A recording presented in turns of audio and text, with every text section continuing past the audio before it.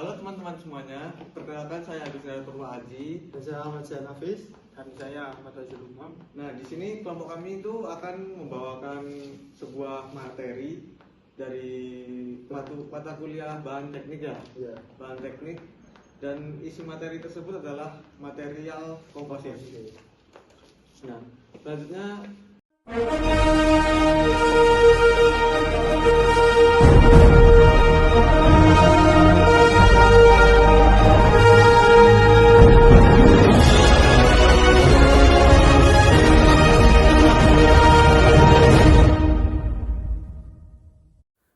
tujuan pembelajaran dari material komposit ini ada 8 poin.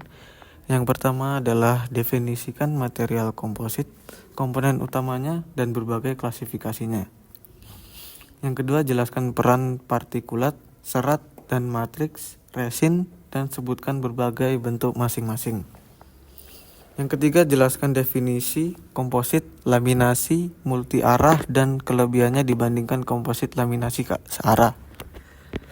Yang keempat, jelaskan bagaimana cara memperkirakan material sifat bahan komposit yang diperkuat serat berdasarkan sifat material dan fraksi, volume, matriks, dan penyusun serat. Yang kelima, jelaskan berbagai proses yang digunakan untuk menghasilkan komponen yang terbuat dari bahan komposit, mendeskripsikan sifat, ciri, dan klasifikasi beton, aspal, dan kayu, material komposit yang digunakan secara luas dalam aplikasi struktural dan konstruksi. Yang ketujuh, jelaskan pengertian struktur sandwich. Yang kedelapan, definisikan matriks polimer, matriks logam, dan komposit matriks keramik, lalu sebutkan kelebihan dan kekurangan masing-masing. Yang selanjutnya, apa itu material komposit? Material komposit merupakan suatu sistem material yang tersusun dari campuran atau gabungan dua atau lebih unsur mikro atau makro yang tersusun secara tepat yang berbeda dalam struktur dan atau komposisi kimianya. Pada hakikatnya tidak dapat larut satu sama lain dan mempunyai antarmuka bening yang memisahkannya. Selanjutnya, klasifikasi material komposit. Klasifikasi material komposit dapat dibedakan berdasarkan matriks penyusunannya, yaitu komposit matriks logam MMC, komposit matriks keramik CMC, dan komposit matriks polimer PMC. Selain itu, komposit juga dikategorikan berdasarkan penguatannya seperti kontinu, serat, diskontinu, dan partikel. Setiap jenis material komposit memiliki keunggulan dan keterbatasan tergantung pada aplikasinya. Misalnya, komposit serat memiliki kekuatan tinggi dan ringan sehingga digunakan dalam industri penerbangan dan otomotif. Sementara komposit partikel lebih cocok untuk meningkatkan ketahanan aus dalam kekerasan material.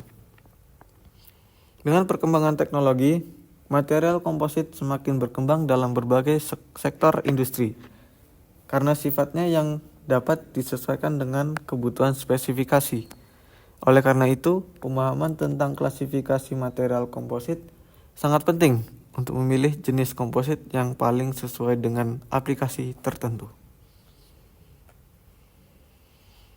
Keuntungan dari material komposit ini yang pertama yaitu kekuatan tinggi dan bobot lebih ringan. Material komposit terutama yang diperkuat serat seperti carbon fiber atau fiberglass yang memiliki rasio kekuatan terhadap berat yang tinggi. Ini membuatnya ideal untuk industri dirgantara, otomotif, dan olahraga, di mana pengurangan berat sangat penting tanpa mengorbankan kekuatan. Yang kedua, keuntungannya yaitu ketahanan terhadap korosi dan lingkungan ekstrim. Berbeda dengan logam yang dapat berkarat, material komposit seringkali lebih tahan terhadap korosi, bahan kimia, dan suhu ekstrim. Hal ini membuatnya cocok untuk aplikasi kelautan, pesawat, dan infrastruktur. 3. Desain fleksibel dan mudah dibentuk. Komposit dapat dicetak dalam berbagai bentuk kompleks yang sulit dicapai dengan logam atau bahan tradisional lainnya. Ini memberikan kebebasan dalam desain dan efisiensi dalam proses manufaktur. Keuntungan keempat yaitu ketahanan terhadap fatigue dan getaran. Material komposit memiliki sifat redaman yang lebih baik dibandingkan logam, sehingga dapat mengurangi efek kelelahan material akibat getaran dan beban siklik. Ini bermanfaat dalam industri otomotif dan penerbangan untuk meningkatkan kenyamanan dan umur pakai komponen. Yang kelima, konduktivitas termal dan listrik yang dapat disesuaikan. Beberapa komposit memiliki sifat isolasi listrik dan termal yang baik, sementara yang lain dapat dirancang agar konduktif dengan menambahkan bahan tertentu. Ini berguna dalam industri elektronika dan energi.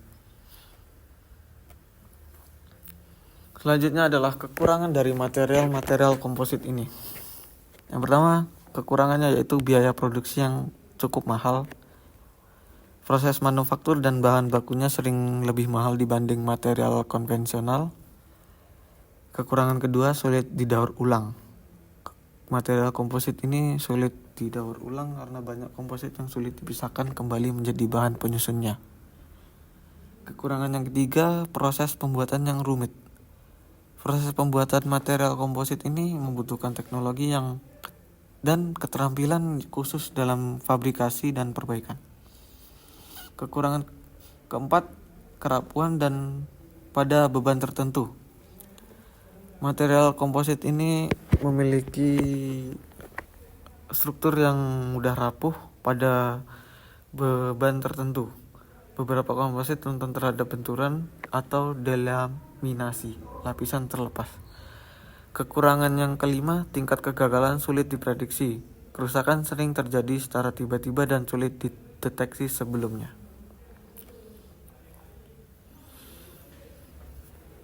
Kemudian ada serat untuk bahan komposit plastik bertulang.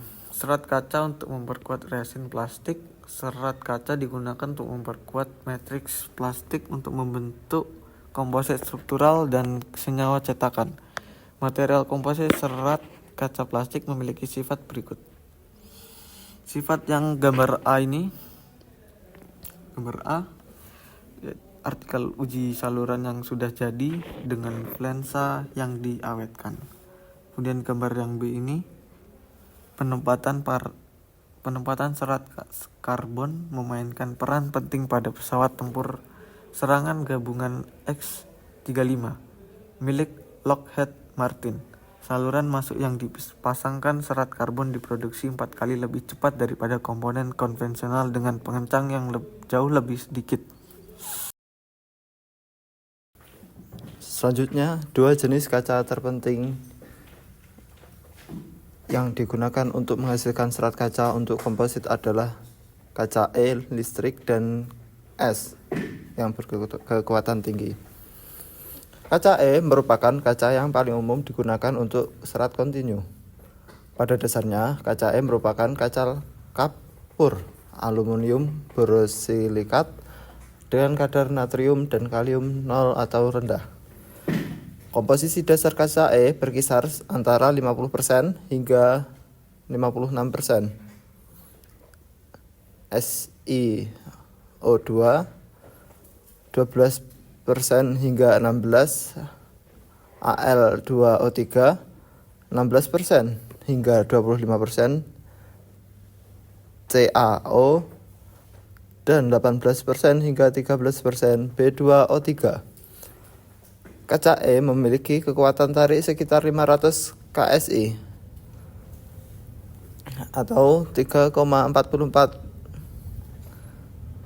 gigapascal dalam kondisi murni dan modulus elastisitas 10,5 MSI atau 72,3 GPa. Kaca es memiliki rasio kekuatan terhadap berat yang lebih tinggi, lebih mahal daripada kaca E, dan digunakan terutama untuk aplikasi militer dan dirgantaraan. Kekuatan tarik kaca es lebih dari 650 KSI atau 4,4 8 GPa dan modulus elastisitasnya sekitar 12,4 msi atau 85,4 GPa. Komposisi khas untuk kaca es adalah sekitar 65% SiO2, 25% Al2O3, dan 10% MgO. Nah, perbandingan sifat penerang untuk penguat kaca serat plastik. Kekuatan tarik dalam satuan KSI atau megapascal. Kaca E memiliki 450 KSI atau 3100 megapascal. Karbon atau HT memiliki kekuatan tarik 500 KSI atau 3450 megapascal.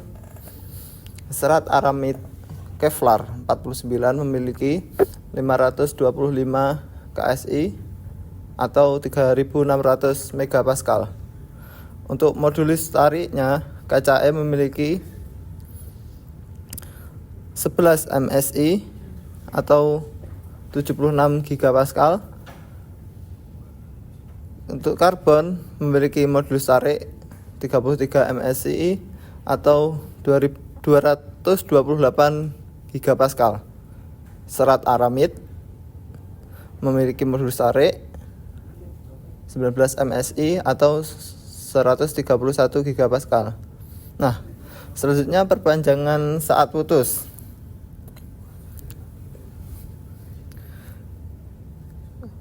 Kaca E 45%, karbon atau HT 1,6%, serat aramid 2,8%. Untuk kepadatan dengan satuan gram per cm kubik, kaca E memiliki kepadatan 2,54 gram cm kubik. Karbon memiliki kepadatan 1,8 gram cm kubik, dan serat aramid memiliki kepadatan 1,44 gram per cm kubik. Tikar penguat fiberglass. A. Tikar untaian kontinu. B. Tikar permukaan. C. Tikar untaian cincang. Dan D. Kombinasi anyaman roving dan tikar untaian cincang. Selanjutnya, material komposit yang dibuat dengan menggunakan serat karbon untuk memperkuat matriks resin plastik seperti epoksi dicirikan dengan memiliki kombinasi bobot yang ringan, kekuatan yang sangat tinggi, dan kekakuan yang tinggi atau modulus elastisitas. Serat karbon diproduksi dari serat prekursor PAN melalui 3 tahap pemrosesan. Yang pertama ada stabilisasi, yang kedua karbonisasi, dan ketiga gravitasi. Langkah-langkah pemrosesan untuk memproduksi serat karbon berkuatan tinggi dan modulus tinggi dari bahan prekursor polyacrylonitrile terdapat pada satu peta konsep pada PPT tersebut. Selanjutnya, serat aramid untuk memperkuat resin plastik.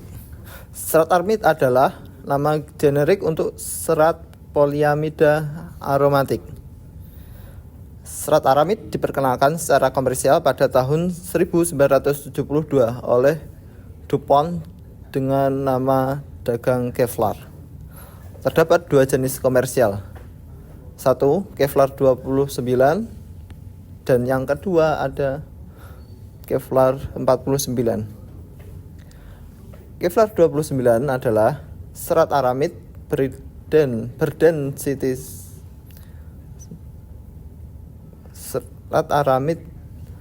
berdensitas rendah dan berkekuatan tinggi yang dirancang untuk aplikasi seperti perlindungan balistik, tali, dan kabel. Kevlar 49 dicirikan oleh densitas rendah dan kekuatan serta modulus tinggi. Nah, selanjutnya ada perbandingan sifat mekanik serat karbon armid dan kaca untuk material komposit plastik bertulang. Seperti PPT tersebut, ada unit struktur kimia berulang untuk serat Kevlar. Terus selanjutnya ada perilaku tegangan, regangan berbagai jenis serat penguat. Dan selanjutnya ada kekuatan tarik spesifik, kekuatan tarik terhadap kepadatan, dan modulus tarik spesifik, modulus tarik terhadap kepadatan untuk berbagai jenis serat penguat. Selanjutnya material matriks untuk komposit. Jenis material matriks. Material matriks dalam komposit umumnya terbagi menjadi 3 kategori utama. Yang pertama, matriks polimer. Banyak digunakan dalam komposit karena ringan, mudah diproses, dan memiliki sifat mekanik yang baik. Contoh, epoksi, polyester, vinil, ester, dan termoplastik seperti polipropilena. Umum digunakan dalam industri otomotif, kedirgantaraan, dan produk olahraga. Yang kedua, ada matriks logam. Digunakan untuk meningkatkan kekuatan, ketahanan aus, dan kemampuan terhadap suhu tinggi dibandingkan dengan polimer. Contoh, ada aluminium, magnesium, dan titanium. Umum dalam aplikasi teknik mesin industri kedirgantaraan dan otomotif. Dan yang ketiga, ada matriks keramik. Tahan terhadap suhu tinggi dan korosi, tetapi lebih rapuh dibandingkan dengan matriks polimer dan logam. Contoh, ada silikon karbida yang disingkat SiC, ada alumina yang disingkat Al2O3, dan ada zirkonia yang disingkat ZrO2. Umum dalam aplikasi yang membutuhkan ketahanan termal tinggi seperti komponen turbin dan pelindung panas pesawat luar angkasa. Material matriks dalam komposit adalah bahan yang berfungsi sebagai pengikat atau binder bagi material penguat, reinforcement, menjaga posisi dan distribusi serat atau partikel penguat, serta mentransfer beban antar elemen komposit. Matriks juga berperan dalam melindungi material penguat dari faktor lingkungan seperti kelembapan, panas, dan bahan kimia yang dapat merusak struktur komposit. Bahan komposit plastik bertulang serat. Bahan komposit plastik bertulang serat merupakan inovasi material yang penting dalam dunia rekayasa karena kombinasi kekakuan dan ringan yang ditawarkan. Material ini tersusun dari matriks plastik yang diperkuat dengan serat yang berfungsi sebagai tulangan utama untuk menahan beban mekanis. Salah satu bentuk paling umum dari bahan ini adalah plastik yang diperkuat fiberglass, di mana serat kaca ditanam dalam matriks resin seperti polyester atau epoksi. Kekuatan sangat dipengaruhi oleh jumlah dan orientasi serat kaca. Serat yang tersusun sejajar dalam satu arah akan memberikan kekuatan yang lebih tinggi dibandingkan susunan acak atau tenun. Karena arah kekuatan ditentukan oleh arah serat, komposit dengan untaian sejajar dapat mengandung hingga 80% berat kaca, menghasilkan kekuatan mekanis yang sangat tinggi.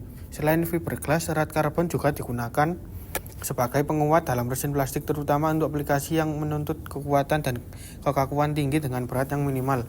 Material komposit serat karbon epoksi menjadi favorit di industri kedirgantaraan, menggantikan logam karena efisiensi berat dan performa kelelahan yang unggul. Meski biaya serat karbon tinggi, penggunaannya tetap diminati pada area strategis. Dalam struktur rekayasa, komposit sering dibentuk menjadi laminasi. Lapisan material yang dapat disusun searah atau multi-arah. Dengan menyusun lapisan dalam arah tertentu, insinyur dapat mengatur sifat kekuatan material untuk memenuhi kebutuhan struktural spesifik. Komposit laminasi. Komposit laminasi adalah material komposit yang terdiri dari beberapa lapisan atau lamina dengan sifat berbeda yang disusun direkatkan bersama. Tujuan utama laminasi adalah meningkatkan kekuatan, kekakuan, dan ketahanan terhadap retak atau kerusakan. Karakteristik komposit laminasi dibentuk dari lapisan serat atau partikel penguat dalam matriks. Orientasi serat dapat bervariasi untuk meningkatkan sifat mekanik tertentu. Tahan terhadap beban tinggi, benturan, dan kelelahan material. Jenis komposit laminasi yang pertama yaitu laminasi unidireksional, yaitu serat sejajar dalam satu arah, kuat dalam arah tertentu.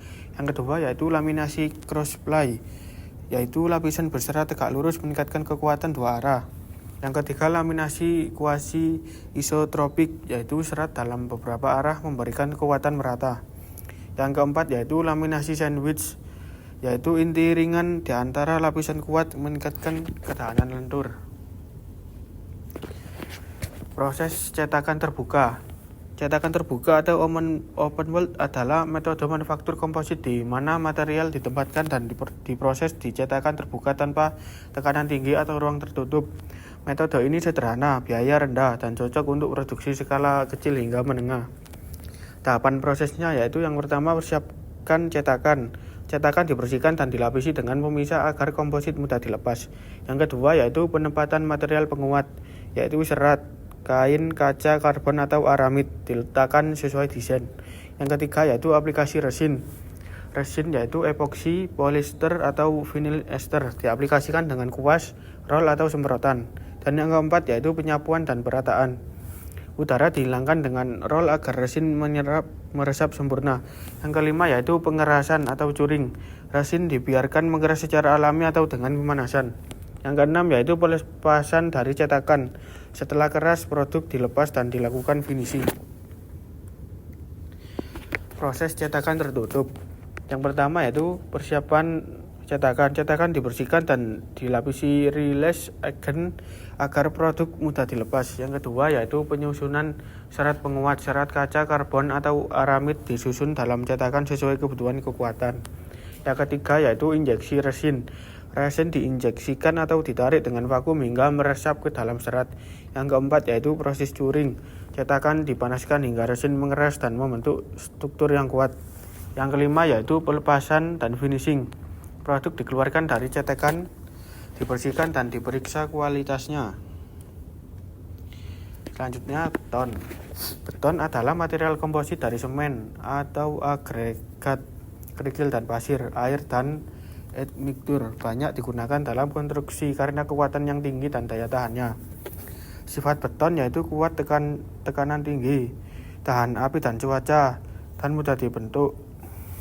Jenis beton. Beton normal yaitu konstruksi umum. Beton bertulang yaitu diperkuat baja. Beton prategang lebih kuat terhadap beban tarik. Beton ringan menggunakan agregat khusus. Beton self-compacting mengalir sendiri tanpa pemadatan. Proses pembuatan. Yang pertama pencampuran, semua bahan dicampur. Yang kedua pengecoran, beton dituangkan ke cetakan.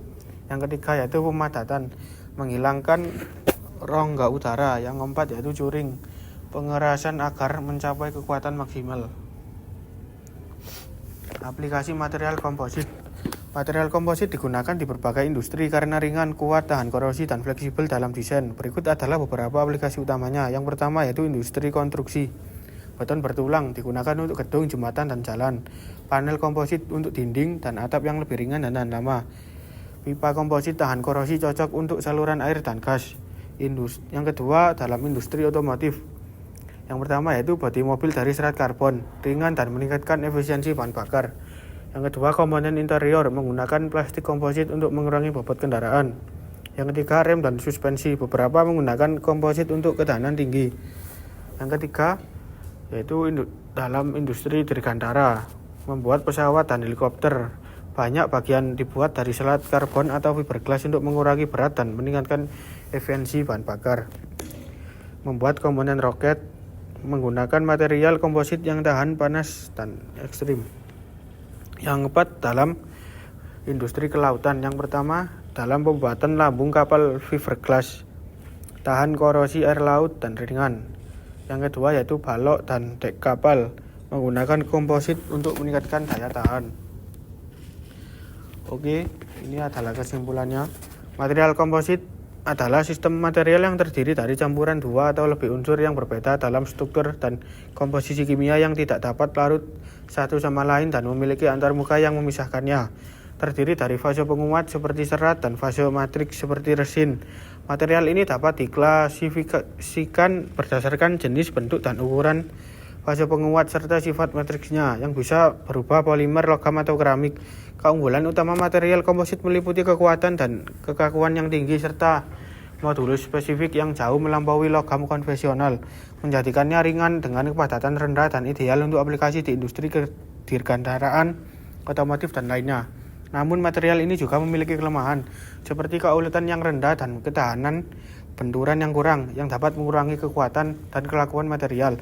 Berbagai metode produksi termasuk hand layup, penyemprotan, dan pultrusi digunakan untuk memproduksi komponen komposit, memungkinkan kontrol yang baik terhadap sifat mekanis dan kualitas produk akhir. Dengan demikian, material komposit menawarkan selalu solusi inovatif dalam rekayasa material, menggabungkan keunggulan dan berbagai bahan untuk memenuhi kebutuhan spesifik dalam berbagai industri.